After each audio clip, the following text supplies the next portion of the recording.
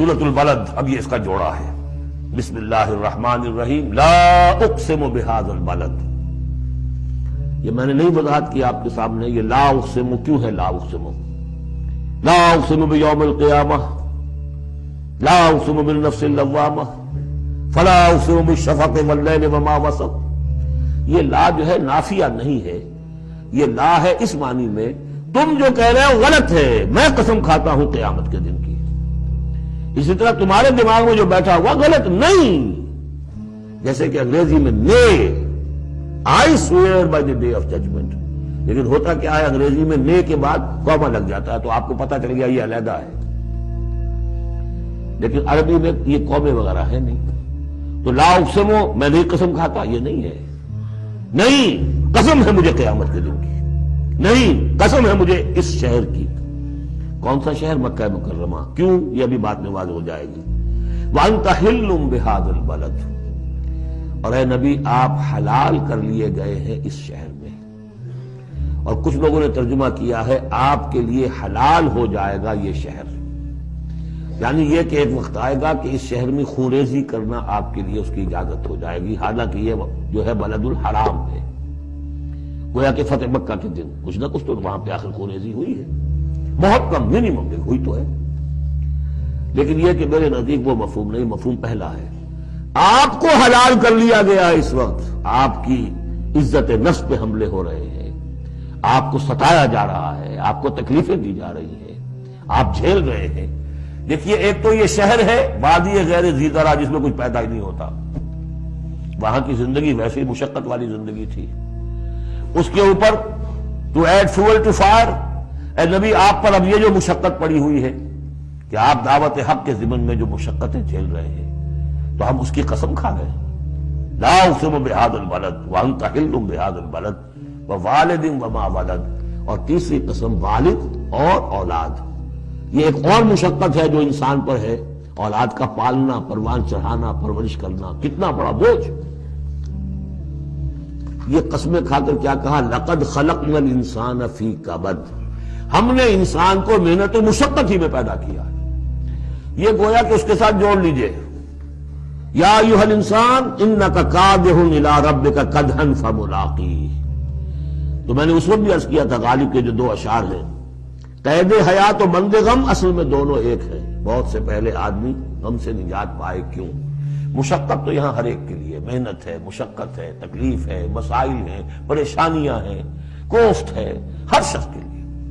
بس ذرا سا فرق ہے، کوئی ایئر کنڈیشن کمرے میں بیٹھا ہوا ہے لیکن چین نہیں ہے، ایئر کنڈیشن کمروں کے اندر مخملی گدیلوں پر نیند نہیں آ رہی ہے۔ کوئی شخص ہے کہ جس کو مشقت جو ہے جسمانی ہے، کسی کی مشقت جو ہے وہ نفسیاتی ہے، مشقت ہے۔ لقد خلقنا الانسان فی کبد، یہاں کوئی بھی اس کبد سے، اس مشقت سے مستثنا نہیں ہے۔ قید حیات و بند غم اصل میں دونوں ایک ہیں، موت سے پہلے آدمی غم سے نجات پائے کیوں؟ لیکن وہاں سورہ انشقاق میں اس سے اگلا مرحلہ ہے کہ ہم تو گھبرا کے یہ کہتے ہیں کہ مر جائیں گے، مر کے بھی چین نہ پایا تو کدھر جائیں گے، مرنے کے بعد پھر کھڑے ہونا اللہ کے حضور میں جا کر۔ فملاقی یا ایھا الانسان انک کادح الی ربک کدحا فملاقی فاما من اوتی کتابہ بیمینہ۔ اب یہ وہاں پر مسئلہ ہو جائے گا۔ تو انسان کے لیے مشقت اور محنت جو ہے یہ اس کا مقدر ہے۔ ووالد وما ولد لقد خلقنا الانسان فی کبد ایحسب ان لن یقدر علیہ احد۔ اس محنت و مشقت میں جو انسان پڑے ہوئے ان کے تمرد کا حال دیکھو، ابو جہل کو دیکھو اکڑا ہوا ہے۔ اگر ان کے لیے دنیا میں آسانیاں ہوتی تو یہ کیا کرتے، کیا ستم ڈھاتے، کیا بغاوتیں کرتے؟ کیا انسان یہ سمجھتا ہے کہ اس کے اوپر کوئی قابو نہیں پائے گا؟ یقول اہلکت مالا لبدا، یہ اب ان کا کلچر ہے، بڑے فخر سے کہتا ہے میں نے تو بڑا ڈھیروں مال جو ہے شیخی مارتا ہے، میں نے ہلاک کر دیا، میں نے کھانے کھلائے، غریبوں کو کھلائے۔ یہ بھی ان کی مسابقت رہتی تھی ان میں جو لوگ تھے۔ اب ابو جہل کا بھی قول یہی ہے نا، جب اس سے پوچھا گیا کہ کیا تمہارے خیال میں محمد جھوٹے ہیں صلی اللہ علیہ وسلم، نے کہا نہیں ان کا بھی جھوٹ نہیں بولا۔ پھر تم کیوں نہیں ان پر ایمان لاتے؟ بھائی بات یہ ہے ہمارا ان کا مقابلہ تھا، بنو ہاشم کا اور ہمارے خاندان کا۔ انہوں نے کھانے کھلائے، ہم نے ان سے بڑھ کر کھلائے، انہوں نے اور خدمت کی، حجاج کی، ہم نے ان سے بڑھ کر کی۔ ابھی تک تو ہم کندھے سے کندھا جوڑے چلے آ رہے ہیں۔ اب اگر ہم ان کی نبوت مان لیں تو ہم تو ہمیشہ کے لیے غلام ہو جائیں گے، یہ صورت مجھے گوارا نہیں۔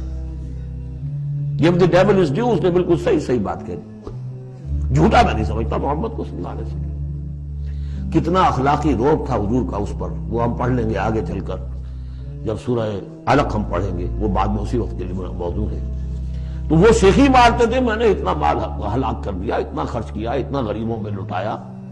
اَيَحْسَبُ أَن لَّمْ يَرَهُ أَحَدٌ، کیا اس کا گمان ہے اسے کسی نے دیکھا نہیں ہے؟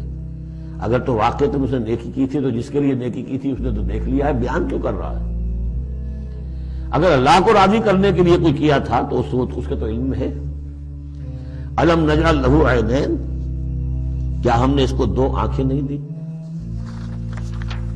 وَلِسَانًا وَشَفَتَيْنِ، اور زبان دی اور دو ہونٹ دیے۔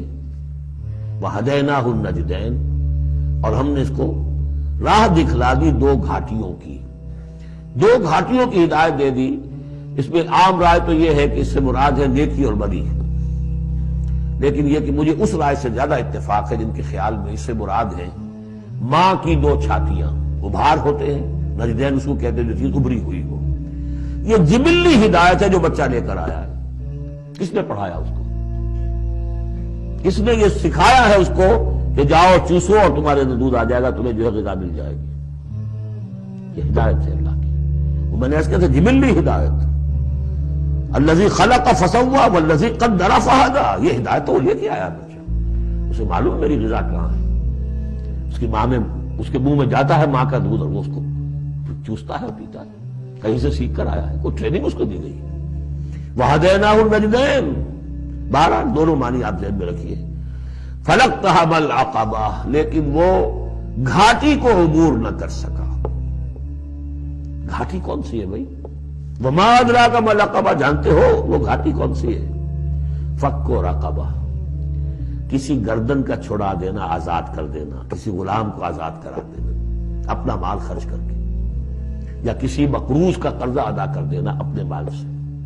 او اطعام فی یوم ذی مسغبہ، یا کھانا کھلا دینا بھوک کے دن جبکہ اپنے بھی لالے پڑے ہوئے ہو، قحط کا عالم ہو، اور آدمی کو نظر آ رہا ہو کہ میرا اپنا سٹور بھی جو ہے گندم کا ختم ہو رہا ہے، پھر بھی کھانا کھلائے بھوکے کو۔ یتیما ذا مقربۃ، اس یتیم کو کہ جو قرابت دار بھی ہے، بھتیجا ہے، بھانجا ہے۔ او مسکینا ذا متربہ، یا وہ محتاج جو مٹی میں رل رہا ہے۔ ثم كان من الذين آمنوا وتواصوا بالصبر وتواصوا بالمرحمہ۔ دیکھیے یہ ہے وہ فلسفہ جو سورہ حدید میں آیا تھا، اب اچھی طرح سمجھ لیجئے۔ اس میں سے انسان کا اس گھاٹی میں سے نکل جائے گا تو آگے رستہ صاف ہے۔ وہ اصل جو بریک لگا ہوا ہے وہ مال کی محبت کا ہے، اس کو کھولو گے پھر گاڑی چلاؤ، چلے گی گاڑی۔ جس کے دل میں یہ مال کی محبت ہے، جو مال کو خرچ نہیں کر سکتا کسی بھی ضرورت مند کے اوپر، کسی ادائے حقوق کے اندر، اب وہ شخص جو ہے وہ تو گویا کہ اس گھاٹی سے نکلا ہی نہیں۔ اسے ایمان کی کہاں نعمت میسر آئے گی، ایمان لے بھی آئے گا اس حال میں تو منافق ہوگا۔ سمجھ رہے میری بات کو؟ اگر یہ گند دل میں سے نکلا نہیں، پاک نہیں ہوا، تو ایمان لے بھی آئے گا کسی وجہ سے تو منافق بنے گا، مومن تو نہیں بن سکتا صحیح معنی میں۔ اس گندگی کو دور کرو، جیسا کہ ہم نے وہاں پڑھا تھا، اعلموا ان اللہ یحیی الارض بعد موتها قد بینا لکم الآیات لعلکم تعقلون ان المصدقین والمصدقات واقرضوا اللہ قرضا حسنا یضاعف لهم ولهم اجر کریم والذین آمنوا باللہ ورسلہ، یہ منزل طے کر کے اگر ایمان لایا انسان تو اولئک هم الصدیقون والشہداء، وہ ان کے مراتب عالیہ کھلے ہوئے ہیں، ادھر جاؤ یا ادھر جاؤ اپنی استاد طبع اور مزاج کے مطابق۔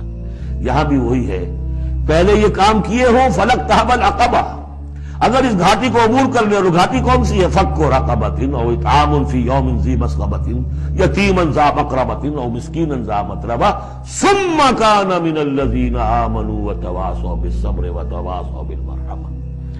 زمین کے اندر سے یہ گند آپ نے نکال دیا، شورینی زمین کے اندر جو بھی تھا اس کو صاف کر کے اب بیج ڈالیے ایمان کا۔ ثم، یہ زمین تیار ہو گئی ہے، اب بیج ڈالیے۔ ثم کان من الذین آمنوا، پھر ہوا وہ ان لوگوں میں شامل کہ جو ایمان لائے اور تواصوا بالصبر وتواصوا بالمرحمہ۔ یہ مضمون یہاں آ گیا ہے، والعصر ان الانسان لفی خسر الا الذین آمنوا وعملوا الصالحات وتواصوا بالحق وتواصوا بالصبر. اور یہاں پہ ترتیب بدلی ہوئی ہے، وہاں ایمان کے بعد عمل صالح یا عمل صالح کے بعد ایمان ہے، وہاں تواصی بالحق کے بعد تواصی بالصبر ہے، یہاں تواصی بالصبر پہلے ہے، تواصی بالمرحمہ بعد میں ہے. تو اس میں تقابل سے بہت سے جو حقائق ہیں وہ کھلتے ہیں. اب وقت تیزی سے ختم ہو رہا ہے. ثم كان من الذين آمنوا وتواصوا بالصبر وتواصوا بالمرحمہ. اگر اس گھاٹی کو عبور کر کے آدمی آئے اور پھر وہ ایمان لانے والوں میں شامل ہو تو پھر اس کا معاملہ اولئک هم الصدیقون والشہداء عند ربهم اولئک اصحاب المیمنہ. یہ ہوں گے میمنہ والے، داہنے والے. وہ داہنے والا ہم پڑھ چکے ہیں سورہ واقعہ میں بھی. فاصحاب الیمین ما اصحاب الیمین واصحاب الشمال ما اصحاب الشمال فالسابقون السابقون کنتم ازواجا ثلاثا. 3 گروہوں میں تم تقسیم ہو جاؤ گے.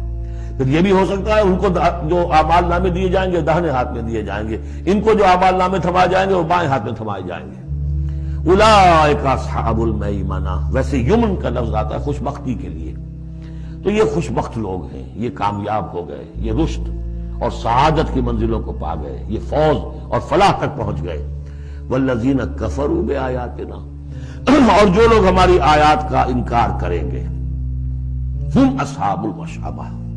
وہ ہوں گے کم بختی والے، وہ ہوں گے شومی قسمت. وہ آسمان وہ ہم نے جو وہاں پہ پڑھا تھا، یہ مشأمہ جو ہے یہ ہوں گے کم بختی والے. علیہم نار موصدہ. ان پر آگ بند کر دی جائے گی. یعنی ایک وہ ہے آگ کہ جس کا باہر نکل رہے ہیں، لپٹیں نکل رہی ہیں. ایک یہ کہ بند کر دیا جائے تو ساری حرارت اندر ہی اندر رہے. گویا کہ جیسے دم پخت کہتے ہیں آپ، پوری کی پوری جو ہے ان کے اوپر آگ موند دی جائے گی. علیہم نار موصدہ. اللہ تعالی ہمیں اس سے بچائے اور ہمیں اللہ تعالی اپنی شان غفاری اور شان رحیمی کی طفیل ہمیں اصحاب جنت میں داخل فرمائے.